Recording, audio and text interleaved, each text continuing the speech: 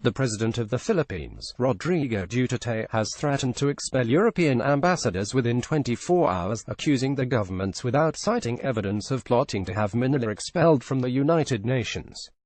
Duterte signaled in a fiery speech he would not tolerate European criticism of his drug war, which has seen police kill at least 3,850 people since he took office 15 months ago, and led rights groups to warn of a potential crime against humanity.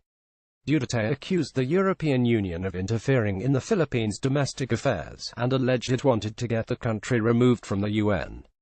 Just like that you tell us you'll be excluded in the UN. Son of a whore, go ahead, Duterte told reporters, adding European nations were taking advantage of the Philippines being poor. You give us money, then you start to orchestrate what things should be done and which should not happen in our country. You do it again. We are past the colonization stage. Don't fuck with us. Duterte said he was prepared to kick European ambassadors out of the country if their governments tried to expel the Philippines. You think we are a bunch of morons here? You are the one. Now the ambassadors of those countries listening now tell me, because we can have the diplomatic channel cut tomorrow. You leave my country in 24 hours, all of you. You think we are a bunch of morons here? Rodrigo Duterte. The EU has made no public comments about wanting to remove the Philippines from the United Nations, and Duterte did not explain his reasons for suspecting it was.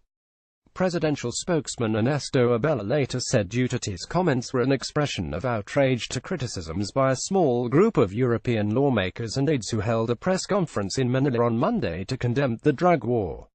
Abella said in a statement the Group for the Progressive Alliance and the Party of European Socialists had falsely portrayed itself as an EU mission.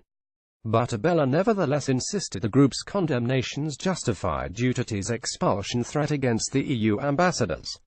This delegation's irresponsible statements protesting the alleged killings under the Duterte administration demean our status as a sovereign nation, Abella said.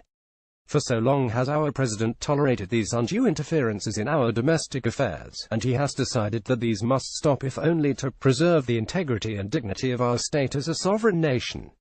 A statement released by the EU delegation to the Philippines on Thursday night also said the group that came to Manila was not a European Union mission. It emphasized the EU wanted to work with the Philippines at the UN, rather than expel it. The EU and the Philippines work constructively and productively together in a close partnership in many contexts and areas, including, of course, in the UN context, the statement said. However, the EU Parliament issued a resolution last year expressing concern over the extraordinarily high numbers killed during police operations in the drug war. It urged Duterte to put an end to the current wave of extrajudicial executions and killings. Duterte won elections last year after vowing to eradicate the illegal drug trade in 6 months, and vowing that 100,000 people would be killed in the process. Many Filipinos continue to support the crackdown, but a survey last month showed the first major drop in Duterte's popularity.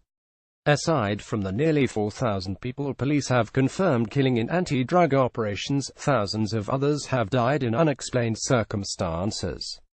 Rights groups say those deaths are partly due to police gunmen for hire killing suspected addicts and traffickers as they follow Duterte's repeated calls for deaths.